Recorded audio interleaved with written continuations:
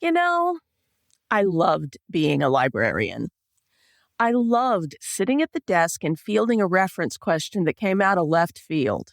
I adored the challenge of getting a room full of half-asleep freshmen to care about literature reviews at 9 a.m. on a Tuesday. I got a thrill every time I sat with a first-generation or adult student overwhelmed by a big research project, and watching their confidence grow as I showed them how to narrow their topic and sharpen a search query. But more importantly, to realize that, yes, they did have what it takes to learn and think and succeed. And then I started climbing the ladder into management because I wanted to have more power to help more students. I wanted to scale my impact beyond the reference desk in the classroom. So I went back to school to learn how higher ed really ticked, so I could advocate for the library and the students who used it as a place of respite and a tool for growth. And then, one day, I woke up and realized I'd achieved my goal. I was a leader who was making a difference in my organization, my university, and maybe even the wider community. But I wasn't a librarian anymore. And just because the trade-off was worth it doesn't mean I haven't had to grieve it. If any of this sounds familiar to you newer leaders listening, stay tuned, because today I'm going to teach you how to kindly manage this transition.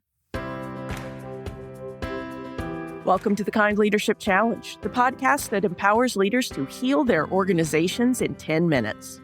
I'm Dr. Sarah Clark, founder of the Kind Leadership Guild, where I use my PhD in higher ed leadership and nearly 2 decades of experience in academic libraries to coach a community of educational and library leaders who are working to build a better world without burning out.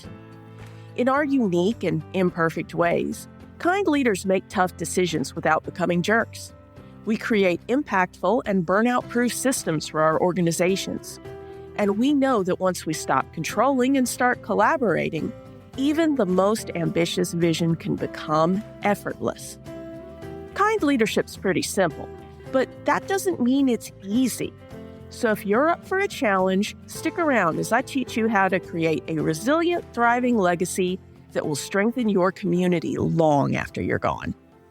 As I often do, I'm going to explore how to manage the transition from individual contribution to management through the Kind Leadership Framework. The 3 skills of kind leadership are growing humanely, where we learn how to make decisions that work with our emotions and values; managing effectively, where we make a plan to implement those decisions; and creating collaboratively, where we work with other stakeholders to understand how our decisions will impact them and create a shared vision for building a better world. To grow humanely as a first-time leader, the first thing you need to do is be open to feeling your feelings, especially the messy ones. Because if you don't feel your feelings, they will poison any decision or interaction you have with your team.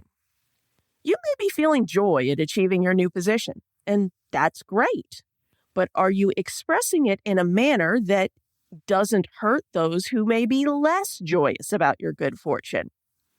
You might be feeling anger if there were challenges and surprises in your leadership position that you hadn't been prepared for. You may feel sadness, like I did, about losing the best parts of being an individual contributor.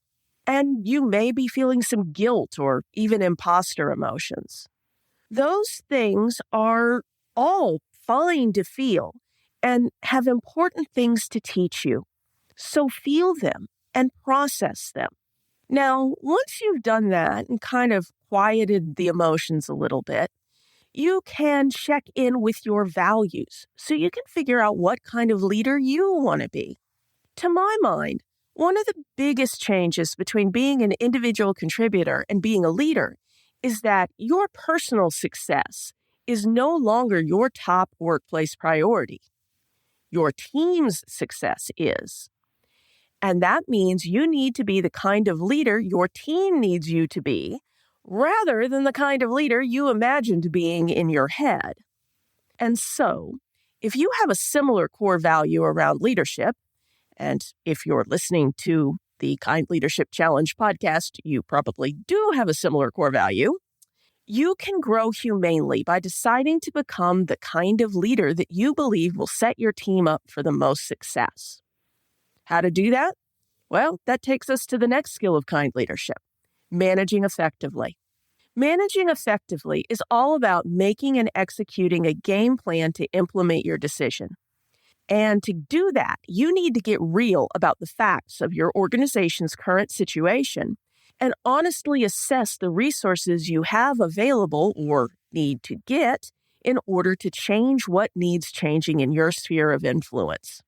The first chore is gathering information from people and documents, keeping in mind that everyone you talk to will have an agenda, or at least an opinion. But by sifting all those stories together, including yours, and testing them against the unarguable facts of the situation, you'll have a more precise understanding of what kind of leadership style the situation calls for. And to make your plan, you have to get honest about what resources you have and don't have to create the leadership culture you're shooting for. Time is often a limiter on this one, as a leader often needs to be on call for surprises and opportunities. I personally learned this one the hard way, as I briefly tried to take a reference shift or two in order to get to know our students and to keep being a librarian. And because my director at my previous university had managed to work the desk, at least during slower times of the semester.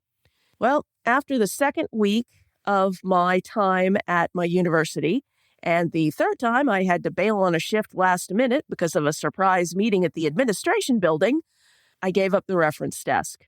Acknowledging what your team needs and what is doable with the resources at hand is critical in creating your game plan as a new leader that will enable you to manage effectively.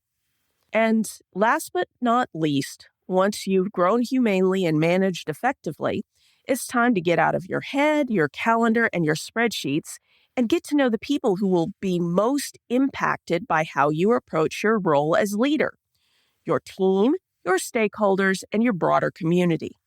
Because the hardest thing about being a leader is that your job has changed for good.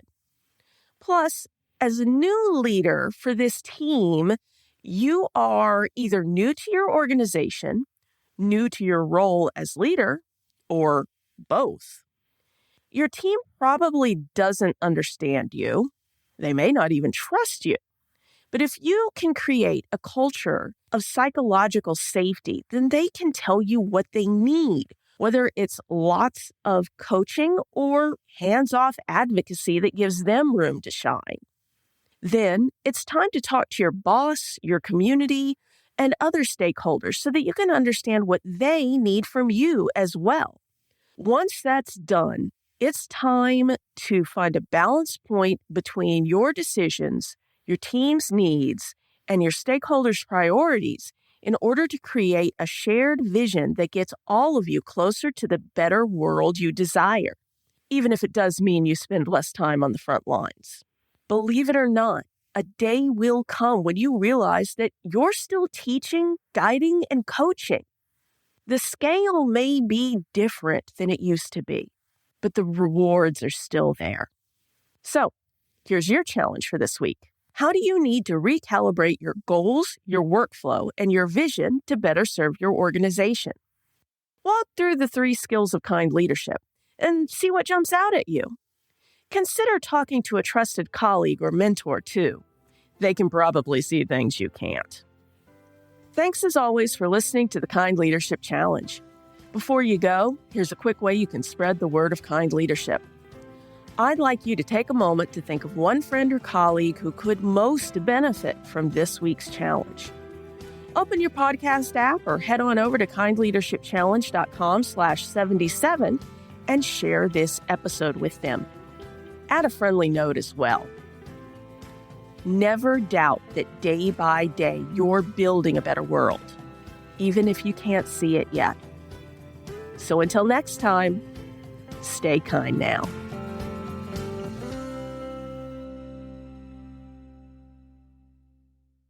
Oh, one last thing.